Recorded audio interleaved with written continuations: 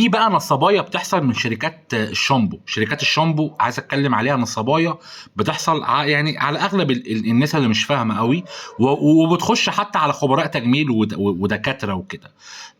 شامبو بيعالج التساقط، مفيش حاجه اسمها شامبو بيعالج التساقط. في شركات في السوق اساميها تقيله، ما ينفعش اقول اسمها في الفيديو، الشركات دي تقيله جدا عالميه، يقول لك انا عامل شامبو بيعالج التساقط، خش اشتريه من الصيدليه دلوقتي. الشامبو دوره انه بيعمل تنظيف لفروه الشعر وتجهيز فروه الشعر، نحط عليها منتجات عنايه بالشعر عشان نقلل التساقط.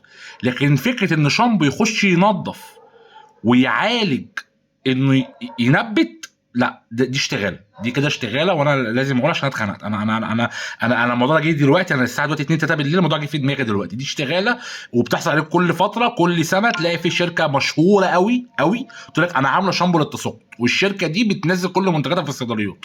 مفيش حاجه اسمها شامبو للتساقط. الشامبو اخره بيعمل تنظيف وبيجهز فروتك ان انت تحط عليها منتجات عنايه تعالج التساقط.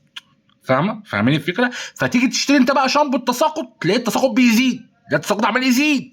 ما هو مفيش حاجه اسمها كده. وكل شويه بقى ايه، تحط تستحمى بيه كل يوم كل يوم، لان هو مش لكده، هو بس اخره بيعمل تنظيف وبيستخدم مره في الاسبوع. فانت بتقعد يا عيني انت عاوز تبطل تساقط، فتحط كل يوم كل يوم كل يوم كل يوم، فالتساقط يبقى جامد عندك. فبالله عليكم يعني ايه، انا بفوقك، يعني انا ليك ناصح امين، انا بنصحك عشان ما يحصلش اشتغال. يعني شعرك بيقع وبتخسر فلوس وبيبقى شكلك اهبل، ففوق كده معايا بالله عليك.